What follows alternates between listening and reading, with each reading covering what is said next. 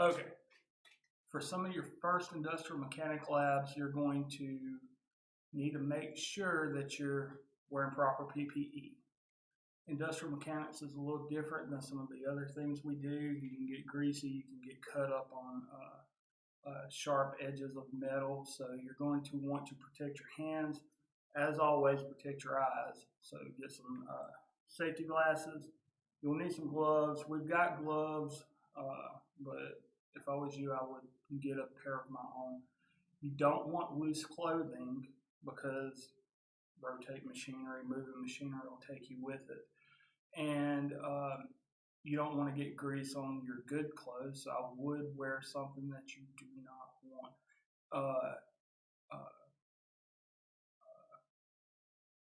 I wouldn't wear something that you can't imagine getting damaged, getting grease, hydraulic fluid, stuff like that on. So added to that, you need to be aware of fire hazards and such. If you have, vinyl stuff that you're wearing, if something catches on fire, that's going to melt to your skin. So you want to get, something fire resistant. If you've got a welding jacket, material like that, you can put over things. I do suggest coveralls because they look awesome. And no matter what I'm wearing underneath, I know that I'm not going to get grease or any of those contaminants on it. And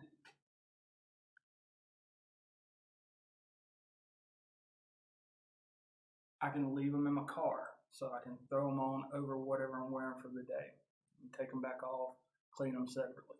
Okay, so for industrial mechanics, we're going to do things a little bit different than some of the labs that you will be having in your other courses. Mainly, I ask that you are flexible because we're going to be doing a whole lot of different things. Okay, so one of the first things that we'll need to do is we've got to get some metal cut. Okay, and Monday morning we're going to have a mill come in, a drill press mill, and we might have to wire it up depending on where we decide to put it and other things like that. So I asked for this first time for you to be pretty flexible because things will change throughout the week. We won't have to bring that in and lend electricity to it every day. So the second part of your lab will be a little different. I don't know how much you can see, but in the course of adding room, we're also getting a mess. Okay, so when we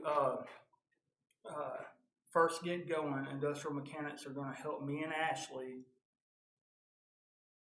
organize, get things in a proper place. Now that we've got more space, things don't have to necessarily be where they were before. Well, we need manpower for that, and you also need awareness of where things will land, where they'll be. So, like by helping us get this shop set up, it's going to make things easier on you in the long run, and it will make the program better.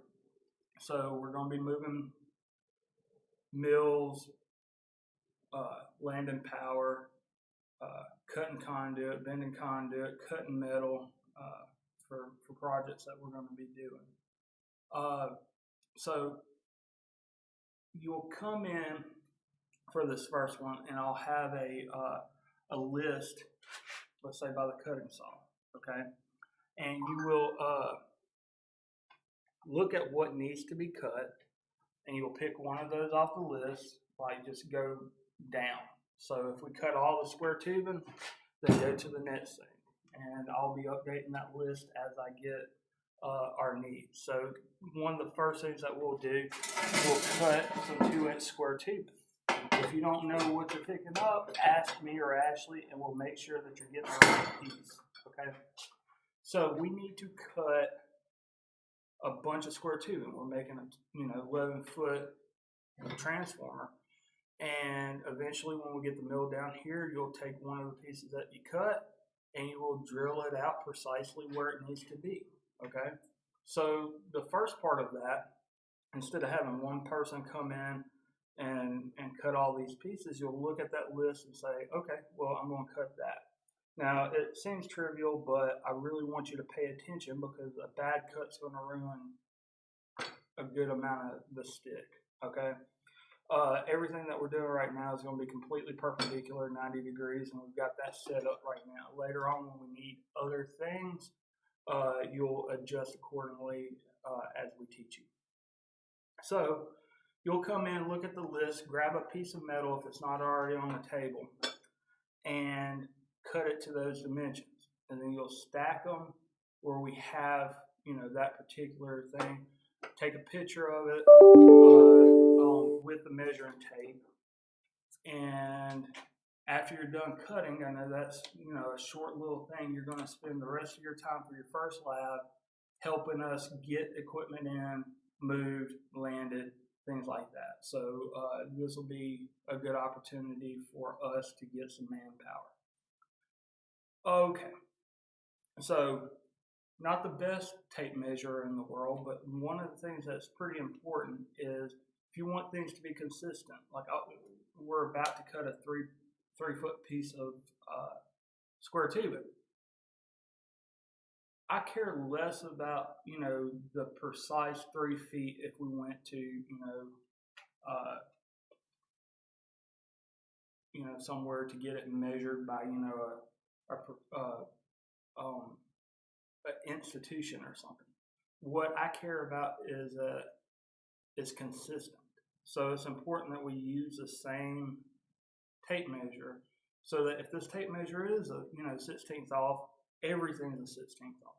Okay, it's a decent tape measure, and we'll teach you how to use that if you don't. It's a centering tape measure, which is pretty nice, and it has the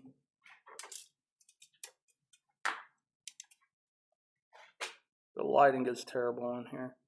It has the markings for your 1/8, 1/4, 3/8, and that'll help you get used to these fractional measurements until you do get going, so you're not having to count things out. And it tells you exactly where the center of 2 points is. So we'll use that later. But what you'll do, you'll put your metal in our cold cut saw.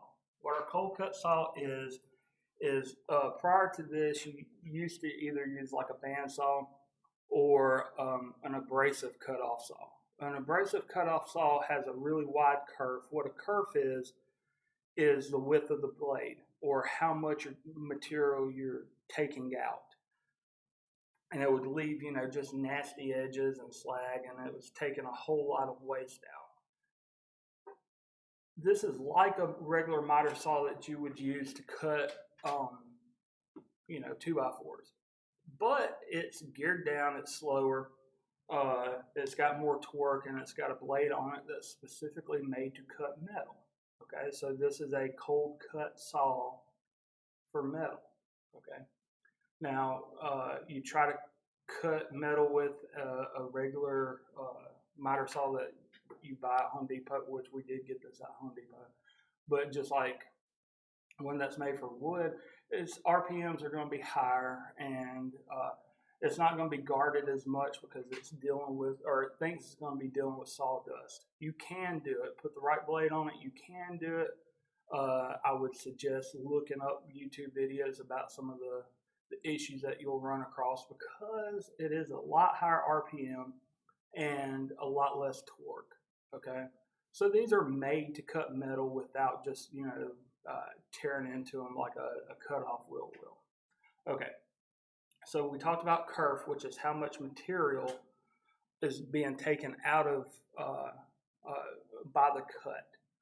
All right, so when I say that I want a 3 foot piece of metal, what I'm going to do is I need to make sure that the piece that I'm using is level with the platen of the chop saw. Because when we have a really long piece, and it's tilting like this, even if we're given a 90-degree cut, the material is not. So when we clamp this down, we want to make sure, like, I don't have anything perfectly level with this yet. We're going to make one, but that'll just be like a one-person deal probably. But we'll get it as close as we can, and then we need to rock it to make sure that we're flat against the platen, okay? And then we tighten it up, okay? So I would put this board here to get it very close so I'm not having to, change a whole lot of distance, because I'll show you in a second. So right now, I'm going to open this garden, and this is not something that you need to do, okay? This garden needs to remain closed. This side of the blade, the outside of the blade, is where we want to put our cut mark, okay? Like, so when we figure out where we want to cut it, the good piece is going to be outside of here, okay? So if I need 3 feet, I'm going to make it so that the outside of this blade, and the teeth of the blade are kind of cocked at a side. So you're going to want to pull it down, and that's going to let out a little bit of the blade. And you're going to want to adjust this until you get the outside of the blade, or where it's going to actually cut the good side of the material, lined up exactly on the mark that you did. So you'll go out, you'll get a piece, you'll look on the clipboard for what we need. You'll find a piece that can handle that. So if you need a 4-foot piece, don't grab a 2-foot pole, okay? You'll go and measure, and right at that point, you'll put a mark, and you'll line it up with the outside of this curve, okay? And you'll cut it. And then you'll put it in a pile with the other pieces. There's going to be a ton of like 3-foot square tubing, but there's going to be some angle iron and different things like that as well. I'll do a video before people start having to do the angle iron about how to cut that. But no matter what you do, you want to make sure that that piece is flat against that platen before you tighten it up to cut it, okay? So now as you're cutting it, you'll go to the outside of it, right?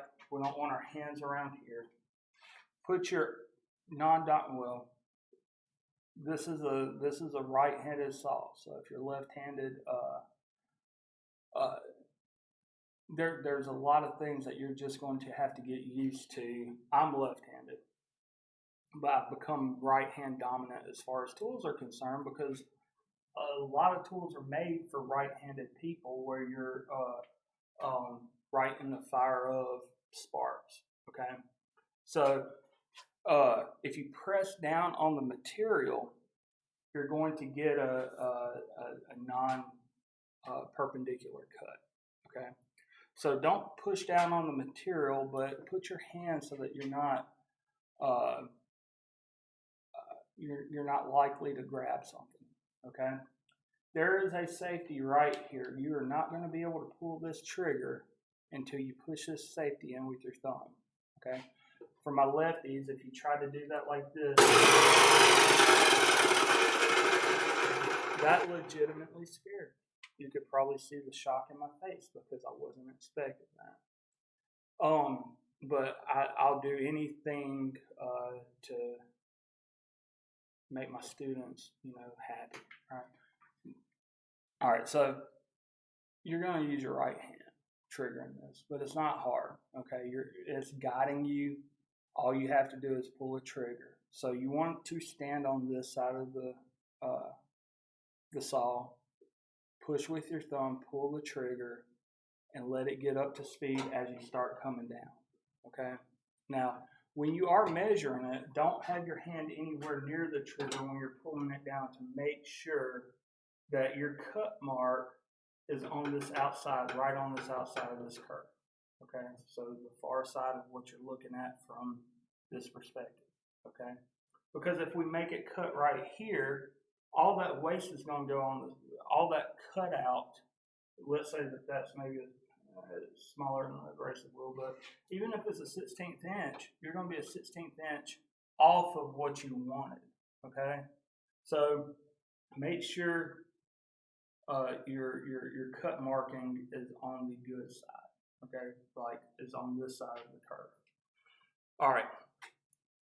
So gloves, glasses. If you got long hair, tie it back. Maybe tuck it into your shirt. For this type thing, you want long sleeves and you want fire resistant stuff. So if you've got a welding jacket, that can help.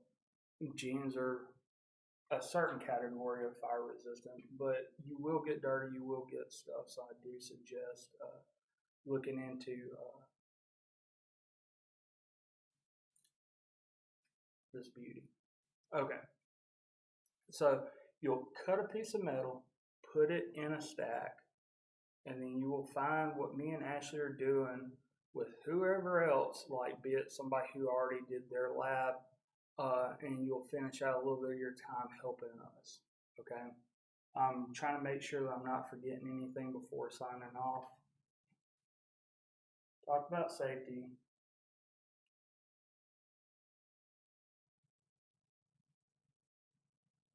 Oh, that's pretty much it. See what you need to cut, you'll cut it. It'll help us move material back and forth, wire up whatever's happening that day for your lab, and you'll get a good grade for it. Later on, we'll add to that, but we'll have more capable facilities once the stuff that we have coming in gets out. So, it's going to be a good semester. Just let's be safe. And one thing I do want to mention, shock is a real thing. If you get hurt, you could pass out. Your body,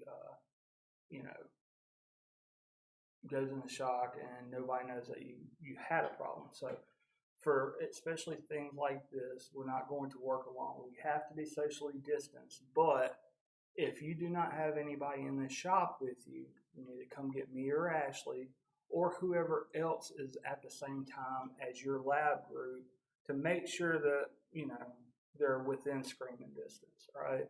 So that, you're not waiting there forever. I don't foresee any problems, but I don't want, a problem to become a much worse problem by not, knowing that it happens immediately. Okay? So if you're in the shop alone, you need to get somebody to come help. Okay? Now, you still got to be 6 feet apart, and it's not necessarily, hold this. Now, some of the bigger pieces, like one of the reasons I have 2 people on every reservation is so that you can go grab stuff together and then you're taking turns with this, standing apart. But you're never alone. Once y'all get done with your cut for this particular lab, if we get the mill in, I might be able to add, measure this down and then mill out the holes for the pins.